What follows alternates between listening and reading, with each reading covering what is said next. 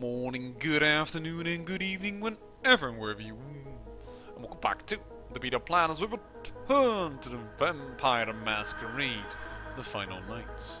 In the last episode, we definitely worked on our character and increased his skills tremendously, finishing up a few quests. And now we are in Grout's mansion, and we are slowly, well, I would say, earning ourselves some humanity because we are putting his patients out of misery. Goodbye. There is another.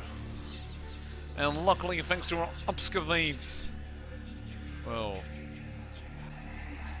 their death is almost assured. Holy heck, that guy just nearly got me. Goodbye. Often I reflect with great regret on the missed opportunity that was my infector. Had I been conscious after the attack, I could have stopped the orderlies from locking her in the roaming pen. What I would give for just one interview, a few simple questions of the plague-ridden woman who met her end at dawn. Of course, there is no guarantee she would have been any more helpful than my current crop of test subjects, mewing wretches. Few could be called enthusiastic.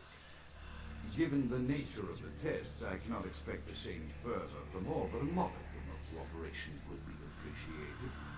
Animals. The one called John went so far as to gnaw off his arm and escape into the floorboards like some feral rodent. I still hear him scurrying about at night. He must be making an atrocious mess.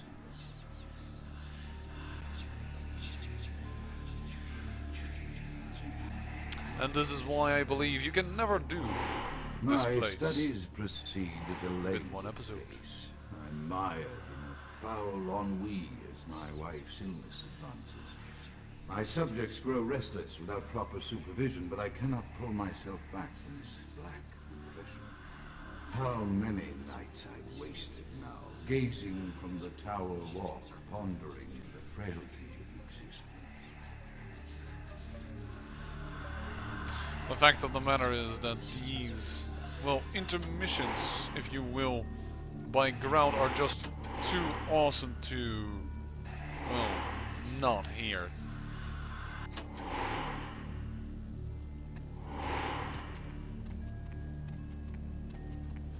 They are, well, to me, the absolute orgasms that I myself sometimes try to provide for you. A background story that needs to be heard.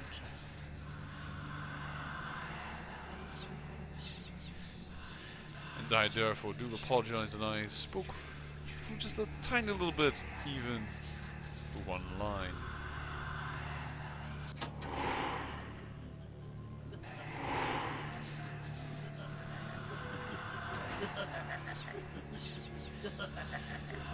That guy again is the most troublesome of them all. Oh? Lucky us!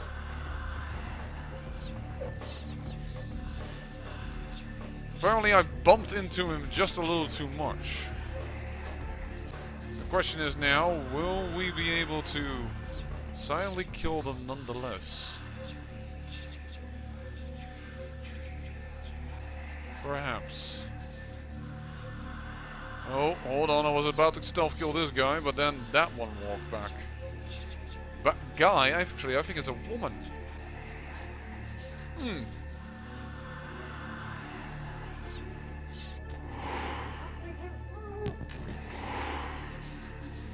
I will definitely surrender some excavate for this. Yep, they're definitely women. Did not realize until now. Still learning about the game. Perhaps I thought just women were too lovely creatures to go so mad.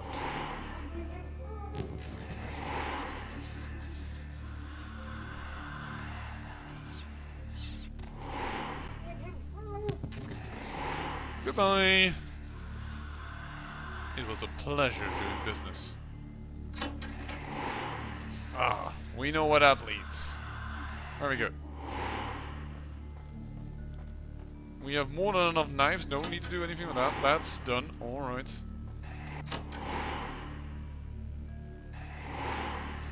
Time to go in here.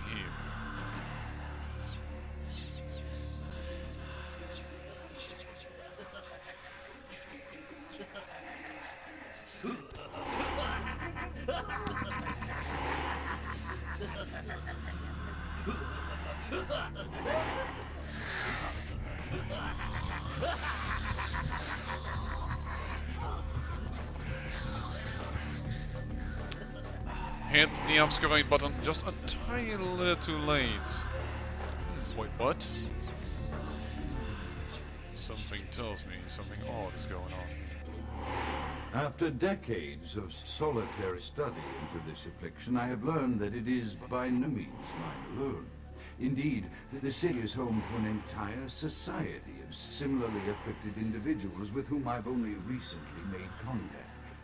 They are an understandably standoffish sort, by and large, but I have been able to confirm with them that the condition is indeed vampirism, which apparently comes in multitude of strains, each with a spectacular set of symptoms such as invisibility and even a sort of lycanthropy. Through numerous official interactions with the governing body of this secret society, I have concluded that their fundamental understanding of the vampiric condition is woefully lacking and mired in suspicion and pseudo-religious dogma that would make a Turk balk for its strictures. Indeed, they seemed impressed with my studies and the eloquence with which I was able to present them. Apparently, the typical sufferer of my particular strain of vampirism is far from the vanguard of the King's English. So impressed were they that they even offered me an office in their government, a rather high office by the sound of things. I believe I shall accept. If nothing else, it should provide a lofty vantage point from which to observe the breadth and epidemiology of the affliction, so that I may move more expeditiously toward a cure. I apologize, hit the mic there. I was just shivering with delight. As I was just happily observing this guy walking up and down, thinking that might save his life. Well, sorry to tell you, bub. We have to put you down nonetheless.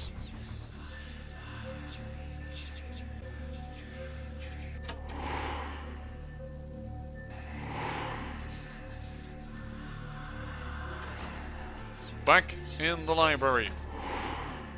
Alright.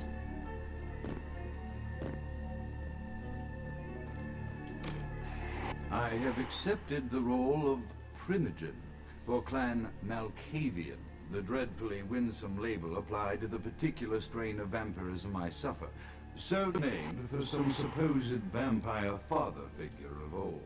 More poppycock grown from a backward culture that seems interminably drawn to children's tales and the fiction of Victorian romance, when it should concern itself with the science behind their suffering. No matter, for I have taken this office for no greater reason than to advance my research. I must make mention, however, that even among my would-be peers in this governing body of vampires, the level of paranoia and superstition is frightening. Their intelligence is not the question, oh, indeed. As they courted me for this appointment, I had to suspect that their overtures were hand-tailored to what must be my obvious infatuation with reason, for the devil would do well to have such honey-tongued tempters. Even so, I could not help but notice the dressing of language these vampire leaders chose for their siren song. Whether it is born of habit, from addressing their unwashed, ill-educated subjects, or from their own deep-seated beliefs, their linguistic flourishes belie a faith in superstition over the providence of empirical reason that must be an all-pervasive theme in this society of darkest night. Damn it all, now I'm doing it too. Darn it, I always have trouble with this puzzle, I have to admit. Chaos like the mind can be understood only through the scientific process. Order, however, is only good as perception thereof. Time is the key that links the two and bears witness their ebb and flow. So this is chaos. This is order. So, But then that one grows brighter, and now I don't... But this chaos just turns off the entire aura light. Now it's burning, but... Oh, order just... What? Order down, brought up both chaos and... Oh, there we go. What? But order wasn't completely... out. Okay, don't know. I'm making... I always have problems with this puzzle. Probably because I'm just not perceiving something the way you should perceive it. But it doesn't matter anymore. We are going down a level. And yet another body to greet us.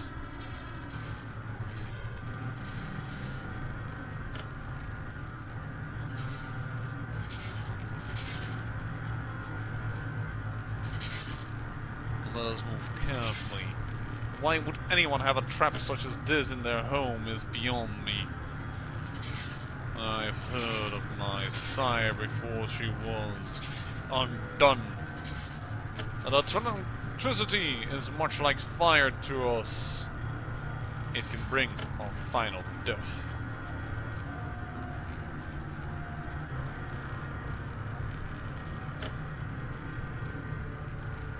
Don't even know how to deactivate that one. Does not matter in a sense. We have gained access to a new area. There we go. One more experience points. It's actually quite low for the amount of time that you spent in here, but it always feels to me like a very, very pleasant experience, Grout's mentioned. As I said before, it has to do with, well, the tapes that he leaves behind, the feel of the scene. It has something. That's all I will say about it.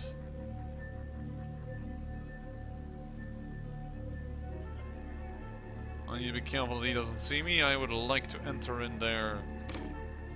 As I expand my dealings with the vampire government, I have encountered a disturbing symptom of this affliction. Frequently, in conversation, I would hear voices emanating from other vampires. Voices that are not their own, but which seem to have insight into their lives beyond what I could gather from simple conversation. These voices seem to echo from deep within my fellow vampires, and I cannot be certain if this symptom belongs to my strain of illness or theirs. The voices are various and inconsistent. I dare not mention this symptom to my vampiric peers, for they have proven themselves true predators to whom I could be loath to reveal any sign of weakness. Indeed, these voices have counseled me against confessing their presence, and until I can confirm their source, the information the voices have given me ranges from curious to frightening. The latter case is especially true of one powerful vampire whose name I shall not commit to recording in the interests of self-preservation.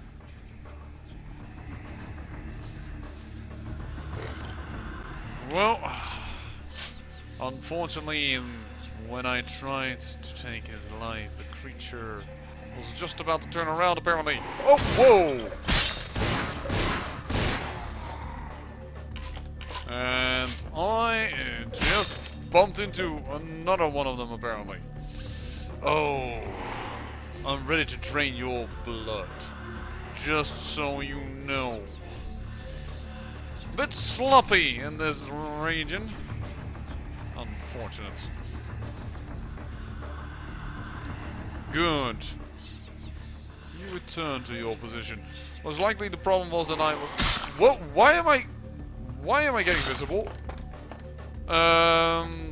This is not what I agreed about. I'm stuck on something. Can I? No, I cannot. That is very, very annoying. Well, I got stuck on something. Let us continue.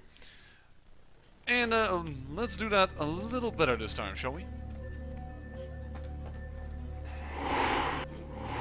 As I expand my dealings with the vampire government, I have encountered a disturbing new symptom of this affliction.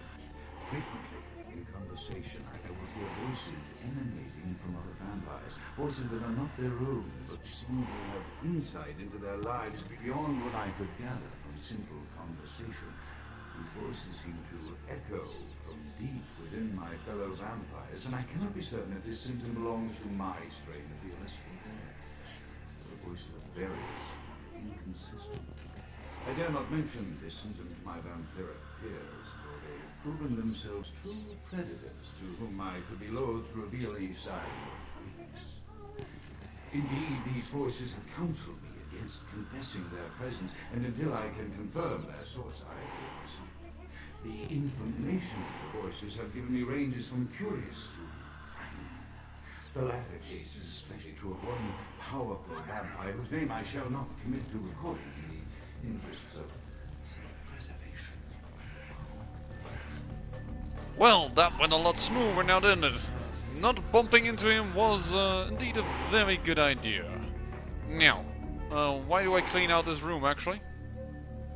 Just realized I have actually no idea why I am in this room.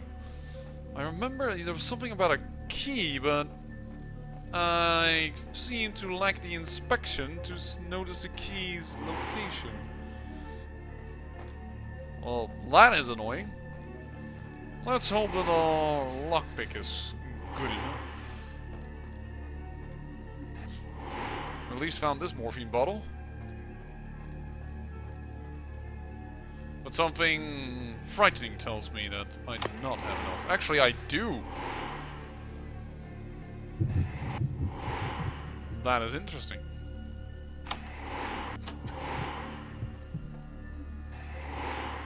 So why in here? What is in here?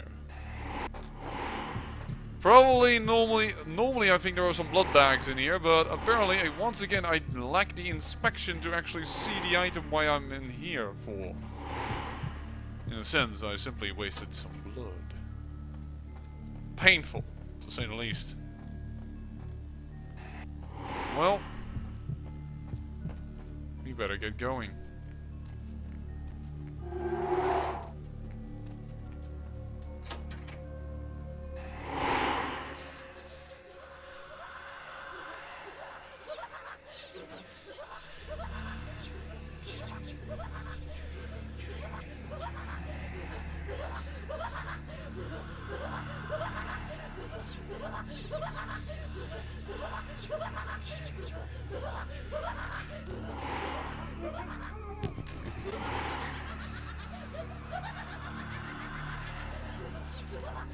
This is very handy because now this guy is quite wondering where the heck his ally got killed from, and I kind of always, well, felt that these guys were more important to kill. They are more difficult to deal with.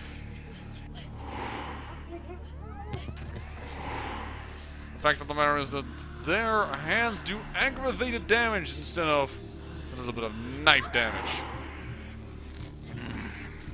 Thank you. I could use that.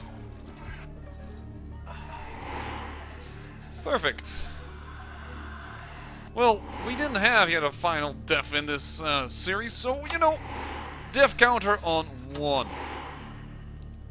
Ooh. Don't mind if I do. No way to open that door, though. There used to be a secret door here, but that option seems gone. Ooh, found the morphine bottle.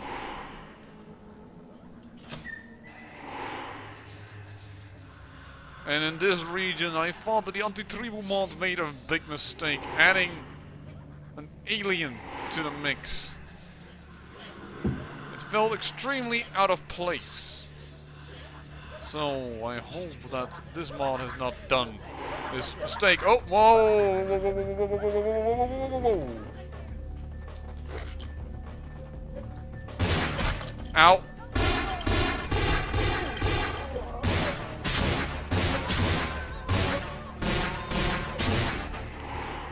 how the many bullets did we shoot away from the target there? I was like, I can't miss it at this close distance. I can just fire willy-nilly, but no, apparently I cannot. Also, I have no idea why my attempted silent kill failed, to be honest, or why she didn't trigger. But the last thing I am kind of pleased with. Oh, that's... Darn it, I wanted to do blood heal, not blood buff. But we have more people that we can drain from, so let's do that. Thank you! And I don't know if you are counted as a sinner, but why not try? It seemed like it worked, so absolutely gorgeous. Yeah, aggravated damage from his hands. Ouch. Oh!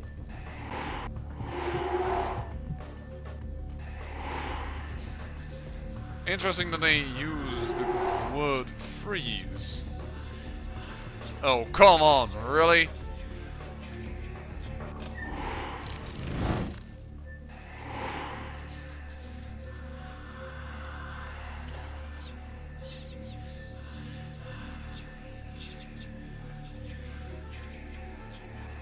I apparently cannot really do anything regarding silent killing him, but goodbye. It's a bit, perhaps a little bit of overkill, but I found it necessary.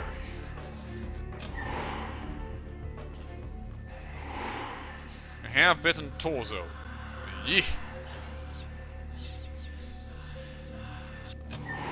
Freeze! What? How the heck did that miss? There we go.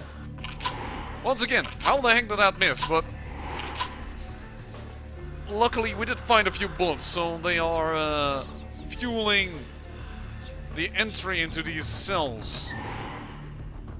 Anything I'm into over here? No. I want just to check all these cells out simply because I don't know if the mod added anything in there, and well, I cannot help it. I'm curious.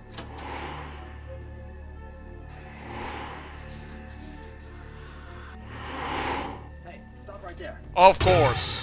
Right when I turned the corner. Well, at least there the bullets hit the target well enough. Interesting to find all these random corpses here. I don't think that used to be the case. Darn, my requirement to jump here is messing up with my excavate.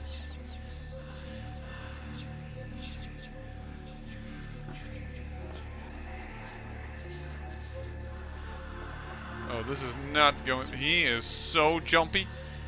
This is going to be one heck of a... He takes 3 shotgun shells. Tough bastard.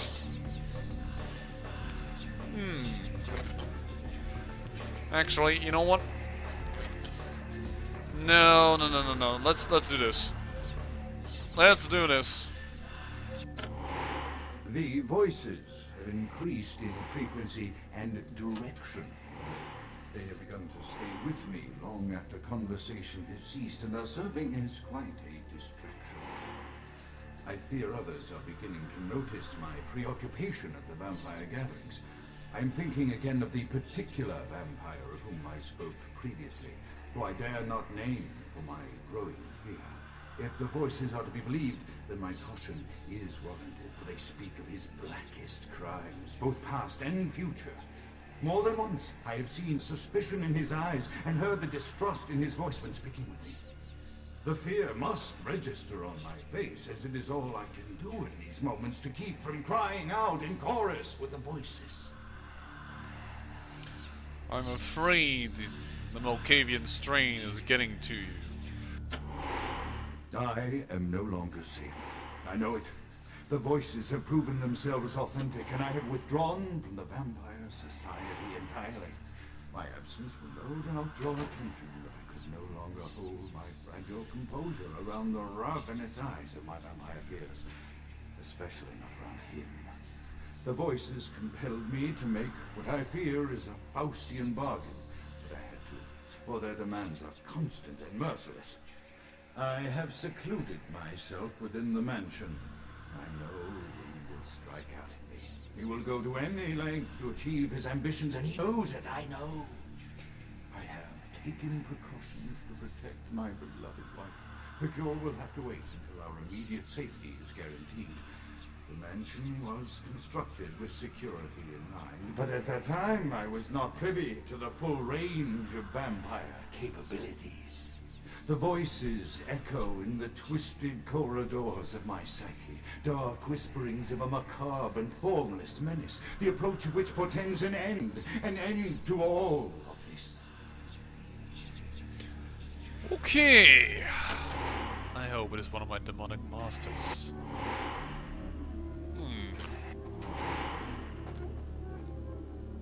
The wife?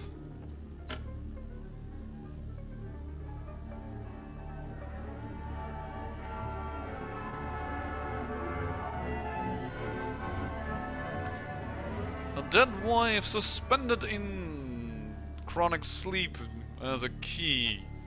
A danse macabre indeed.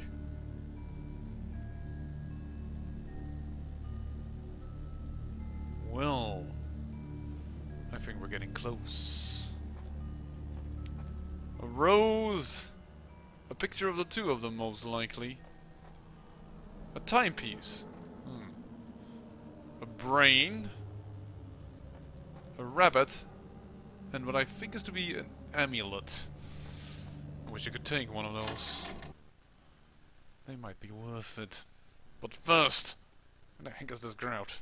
Before I fight myself a big, strong vampire I might be unable to deal with. What the?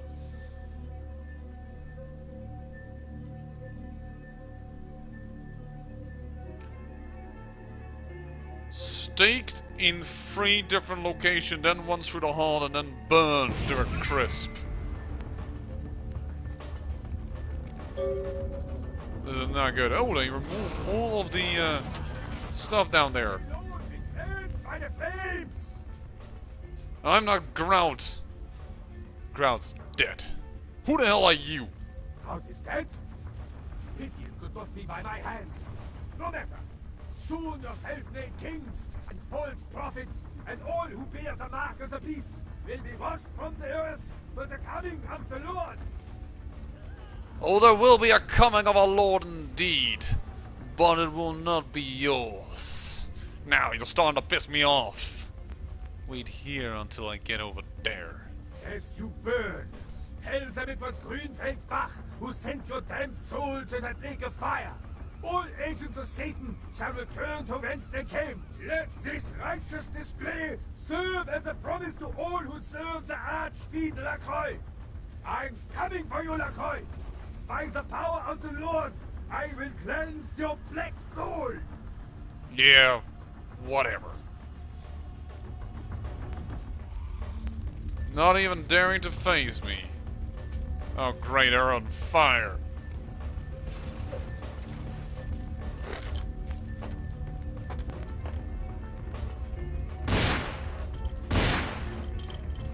Good. Not even sure if I hit it.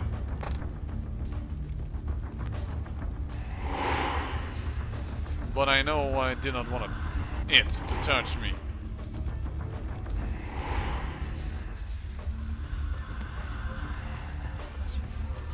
You know what? I'm not touching him. I'm just gonna sneak past.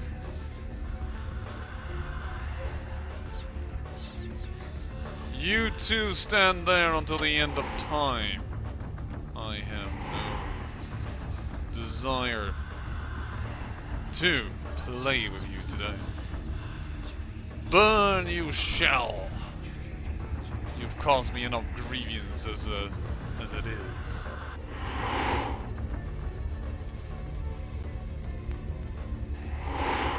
I do not feel safe without Obscurate on, to be honest.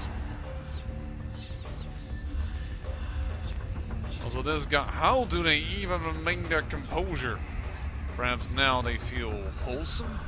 I do not know, nor do I wish to find out. Let them burn. Let them burn alive. So long as the dark whispers of my lord surround me, no enemy can see.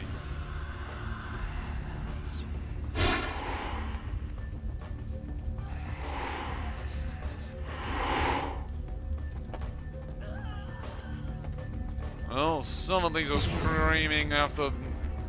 wow. For their death. Let's get the hell out of here.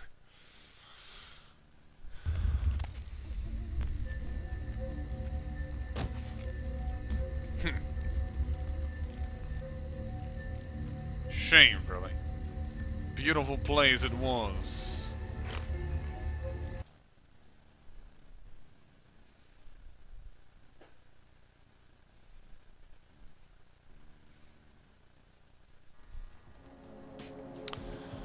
And with that, we end the episode. I say I thank you for watching, and remember, great peril yields great beauty.